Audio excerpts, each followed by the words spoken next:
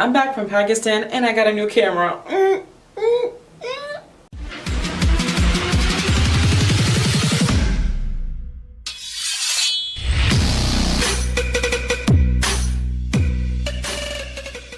Now, if you haven't already seen the video with, my vlogs that I took in Pakistan, go ahead, go check them out. They're down there in the description. Let's just talk about how my trip was in Pakistan, because there was some things where I couldn't take videos. And let me talk to you about how they were not any fun. Not at all. I mean, other than the fact of like seeing my relatives, because I'm not gonna lie, seeing relatives is loads of fun, you know? So let's talk about the whole airplane stuff when I was actually going there. So I was going with 6 of my family members. Well, I mean, we're 6 in total, plus me, 6. So we've been sitting in the airport for some time now. So when it's time for the boarding, they go, line over here for Pakistan. So then me and my family are like, all right, lit, let's just go. And then we went. So now I think we're maybe the 3rd person online. And when we look behind us, there's like a huge line just like wrapping around everywhere. So then around like 5 minutes later or something, there's this other man that just like starts checking tickets. And then everyone just like shifts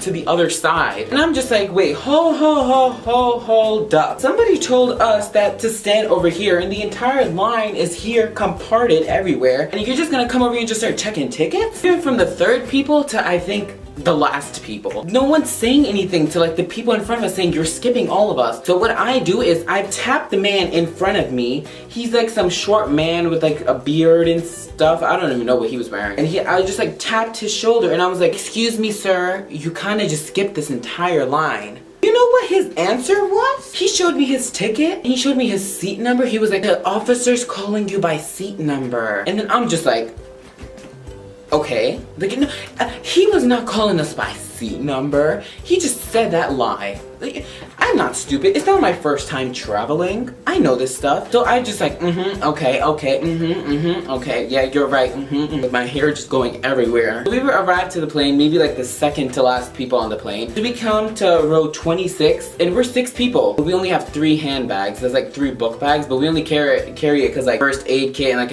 emergency clothing, sweater, jacket, like those type of things, you know? Because we don't know if it's gonna be hot over there or cold. We don't got no like magic sense. We come on to row 26, and that's our row. In an airplane, they have like these compartments where like you put your luggage inside. So we sit down, and then my dad's like, okay, let me put these luggage into the compartment things. I'm like, okay, do it. And then he opens up the compartment, and someone else's stuff are in there. And I'm just like, you know what, it's okay, we can use the other compartment, because they have like 2 or 3. So we open up the other compartment, there's more stuff in there, and they kind of look like they were matching too, so like it's the same person. We're like, it's okay, there's no room. We look in the 3rd compartment, and there's still stuff in there. And then we look around, we're like asking people, hey, you know, whose stuff is this? Whose stuff is this? Because, you know, this is our compartment, we kind of need to use it. Now you gotta keep in mind, okay, this is a 16-hour flight, and we're asking everyone, you know, literally we're walking down first class and business class and all the classes. Last minute, there's this lady that was sitting in the seat right behind us. I don't know if she knew any English or not, but we were like, hey, is this your stuff? It's like we started going up to like rent individuals, because we're like, whose stuff is this? We don't want to just put it down. So we told her, and she was like, this is my stuff, this is my stuff. And then I'm just like,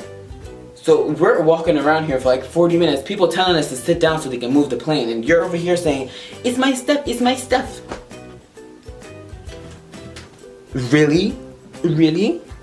So we tell her, where can we put your stuff, because our stuff needs to come up here. We even showed her our ticket. Her ticket was not even row 26. It was something else. It was like 29 or something. So I was like, okay, let's put her stuff down. Her literal words were, put my stuff down and we'll put it somewhere else. It was just her at the time, right? With her 2 kids or something. So we continued to like take her stuff. It was like sweaters and it was like a jacket. So we put it down on the chair next to her because she said to put it there. And her husband comes out of the bathroom screaming and yelling, saying, why are you touching my stuff? He did not even know correct English, first of all, and I did not understand a word he was saying, but he was just like, put my stuff down, what are you doing against the law, America, and freedom of speech? And then I was just like, listen, I might have failed US history, but just know, I know that's not one of the 13 amendments. No, I'm kidding, I didn't say that, and I'm pretty sure that actually is part of the 13 amendments. What did this video even turn into? No, but the man, right? He starts yelling and screaming, saying, this is my stuff, why you put it down? Why you put it down? This is my stuff. And then I'm just like, we told your wife, and she said to put it here. His wife did not even say a word. She was like, and then I was just like, are you gonna say something? wife of the husband who's yelling at us, are you gonna say something? What do you call it? The managers that come and go like, what is the problem? And then he says, he puts my stuff down and he did not even tell me. And then my dad starts going, whew. If you know anything about Asian dads, they just start going, woo, woo, woo. There's like an ambulance and a security truck just like running around in their heads going, woo, woo, woo, woo. So my dad just started yelling, going, we told him and he just put his stuff down and nobody even told us, blah, blah, blah, blah. And they made his stuff go down. Whew.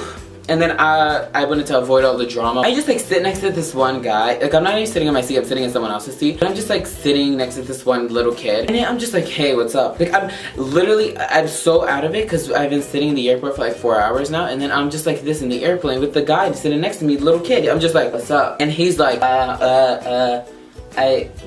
English. And then I'm just like, okay, sir, you don't know English. But then I'm just like, how are you? And he goes like, I'm good. And then I'm like, oh, you know, we could be friends and stuff. But then my dad goes like, come sit down. And then I'm just like, okay. So now I get up and I sit over there and I realize that's actually her son. And I'm just like, oh shoot, did I just like create like a World War V or something? I don't know. But then finally we all sit down and like we have a boring flight because the food sucks, the TVs don't work. Because my dad wanted to try this new airline called Kuwait Airlines. Oh, I have a story about them later. Just wait till the end of the video when I'm coming back to America. We got like this whole stuff going on inside with Kuwait airport. So finally we reached to Pakistan, and then so as soon as we reach over there, I just smell all the oxygen. It just smells different, the oxygen, you know? It just like smells like Pakistan. But then all of a sudden I remember that every single time one of my my cousins or my uncles sees me, they always have to call me fat. They have to call me fat. Somehow, I don't understand. They call me fat. So I see my uncle and we go to his house because, you know, he's only like 15 minutes away. We like stop over there for like a few seconds. We stop and he literally sits down with us and says, someone's looking a little bit different. And then inside my head I'm just like, he's gonna call me fat. I might as well just like sit and just listen to this. He literally says, someone's lost a little weight. And I'm just like, me? Oh, thank you. Like, you've lost some weight. And I'm just like, thanks. And he's like, are you dieting or like exercising? And I'm just like, no. Anyways, and then we go to my other aunt's house because we have to like stop. We made like a bunch of stops. So we stop at my aunt's house. And the thing is that in Pakistan, we can't, us Americans or foreigners can't drink any water over there because if we drink it, it's something in the water that's like different to us and then we just kind of get sick all the time. So every single time we go to Pakistan, we can only drink bottled water. So this aunt, like, I'm like dying of thirst. I'm like going through the Hunger Games at this moment and I'm just like, and I asked my aunt for some water and she gives me some water and I don't know if she knew or not, we can only drink bottled water, but I've been there a few times so I don't know. So I drink the water and I'm just like, this water tastes a little funny, you know, but I didn't say anything, but I'm just like, this water tastes different and I'm just like, oh, it must be the Pakistan oxygen again. I drink the water and then immediately my stomach just goes, I start having like severe diarrhea and like my headaches and nose and I just go crazy. So long story short, all my siblings drink the water and we all get sick. But that's kind of like an all the time thing. So we reached to my mom's 1 year, like the whole remembrance thing, the reason why I kind of went there. And we reached over there and we're just like, I saw all my family. It was amazing. Like it was like a really nice event. And now if you may or may not know, my sister got engaged and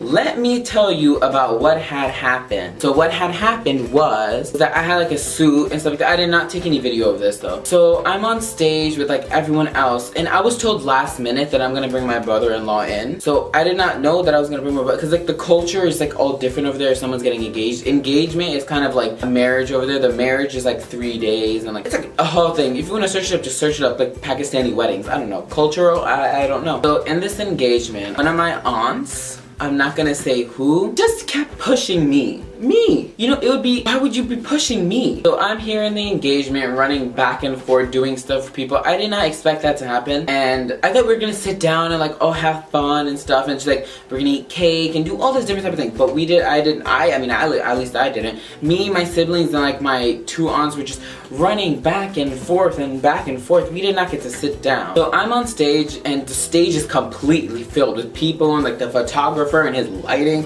His lighting was huge and I don't know why he was just carrying it around with him, like so many people on the stage. So I'm on the stage and it's my turn to take the photo because I haven't been in one of the photos and they put the rings on and everything and I didn't get to take any photos. So it's now my turn to take a photo and you know, I have like nice shoes on, dress shoes, and I have like a coat on, and I was like dressed really nice that day. Me, my siblings, like everyone was dressed really nice that day. So I'm on the stage next to the, what do you call it, there's like this couch where they sit on, the bride and the groom. So just like sitting on the couch, and I'm just like standing right in front of them, ready to take the photo after his what do you call it, after the groom's mom was taking a photo. I was supposed to go next. So I was supposed to take the photo next, and just like there's people pushing me in the back like that, and I'm just like waiting to take my photo, and then I'm like looking back at everyone like, can you not push me? Please. So I'm saying it real nicely, you know, like real nicely. I'm saying don't push me. And then my aunt, everyone knows that I'm taking a photo next. So my aunt literally takes me, okay, so this is my coat, right? This is not my coat, it was just like, this was my coat. And she literally goes, she literally pulls me, and then I just go, I am this, okay, you know the emoji where there's like this emoji? Literally this close to falling down the stage. So, you know, I'm pretty close to falling down the stage. But then I went from being the first person to being the last person, and I'm about to fall off the stage, and then I get really pissed. And then I went up to her, and then I was just like, excuse me, you're pushing me. And then she was just like, she just like looked at me and then looked away. And then I just like pushed the kids, because you know, it's kind of a bad thing to say, but I kind of had to like push the non-relevant kids, because you know, you would think that the groom's sisters and brother, the grooms, what am I saying? The bride's brothers and sisters and the groom's brothers and sisters should be most like relevant there, and like their parents, just like the two closest families should be like standing out the most, you know? So then I literally, okay, backtrack a little bit over here, just like a little backtrack. This aunt took around like 500 photos, because the photographer just like flat, and she's like in every single one of them, and I was not even in one of them. And then I was just like, and I just like pushed the kids a little bit, you know, pushed them a little bit, because I needed to go through. I pushed the kids a little bit, and then she's about to go on. I'm just like, wait, no, it's my turn. And then they were like, no, wait, I was just gonna take one more photo. So some other person said, I'm just like, okay, you can go first. And then I'm standing in front of my aunt now, and then she steps on my shoe, and then I'm just like, no, you did not just step on my shoe, my dress shoe. I look back at her, and then I'm literally saying this. Excuse me, don't push me. I'm next in line. You can take a photo afterwards. You took a bunch of photos. Please, can you wait 1 second? Now, nobody really says that to their aunt, but I kind of had to say that because it was loud with boring music. I hated the DJ. Boring music, and it's just like, ugh, so many people, and she wanted to push me, and she stepped on my shoe. Oh shoot. She stepped on my shoe got dirty, my coat was a little messed up from the back then. Anyways, all of that happened, and then just like my shoe was dirty and everything. So then the plane ride back, it was me, my brother, and my dad. It was only 3 of us coming back on the 9th. It was my birthday too, December 9.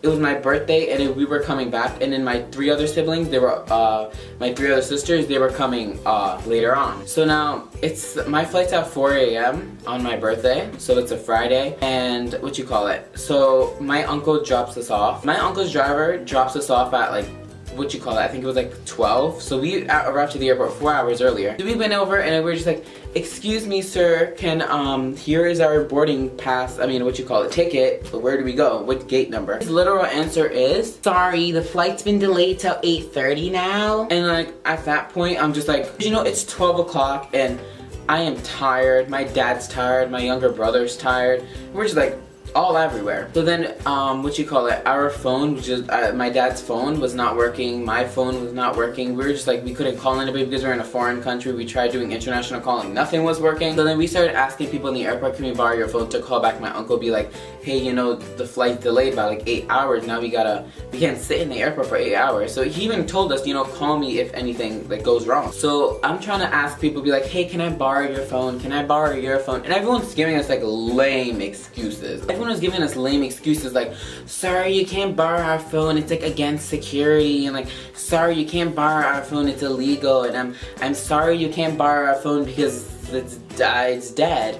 And I'm just like, you was just taking photos 2 seconds ago, taking selfies. How you gonna tell me he's dead? Finally, this man, God bless his soul, he gave us his phone, and then my dad called up my uncle and was like, yo, you know, the the plane that's like delayed. And then he just sent over his driver. He only lives 15 minutes away, so it's alright. So we went back to his place, and we went to sleep for like an hour, and then we left the house at 5 o'clock. When we left the house at 5 o'clock a.m. on my birthday, 5 o'clock a.m. we went back, and literally we would go to the exact same man, and we're like, here is our ticket. Where is the gate? Like, we came again for the second time. His literal answer is, sorry, your flight's been canceled till I don't know when. And then at this point, I'm pretty furious because it's my birthday. I'm turning 16 years old because, you know, 16, you only turn 16 once. And I'm tired, I'm sleepy, I'm hungry, I'm thirsty. I'm like, the hunger. I have no idea why, but my camera just stopped recording. So, you know, so then we called back that my uncle, we couldn't find a phone actually. And we're like, can I borrow your phone? Can I borrow your phone? And then this one person gives us his phone and we're just like, we need you to come. And he goes like, yeah, I'll come again, because he goes to call me if anything happens again. We come back and it's like 7, 8 a.m. and we're just like sitting over there. My dad's in the, my uncle's in the army over there, which means like army's like pretty high up there. So he's like making 100 different calls going, hello, hello, hello, can someone come fix the, come over here. And he finally gets us on a plane in the night at I think 12. And that was when my birthday was finished. And I was just sitting at home doing nothing, but I had chocolate, foreign chocolate. I think it was Jewish chocolate, doing in a Paki country. I think it was Jewish chocolate. So it was like 12 o'clock in the night, the flight, and I did nothing for my birthday. I was just sitting over there doing nothing, bored. The Wi-Fi was not working for me, and I was just sitting there. It's so bored. And that's pretty much it. That was my time in Pakistan. You know, was it worth leaving for all that time? A little, because, you know, seeing all my family, it was lots of fun seeing my family. I don't know, because like I got to hang out with one of my cousins, and you know what, I'm gonna give him a shout out. Shamvil, if you're watching this, Shamvil and Rahil and Adil. Well, anyways, I'm off, you guys. See you guys later, and goodbye. See you guys later.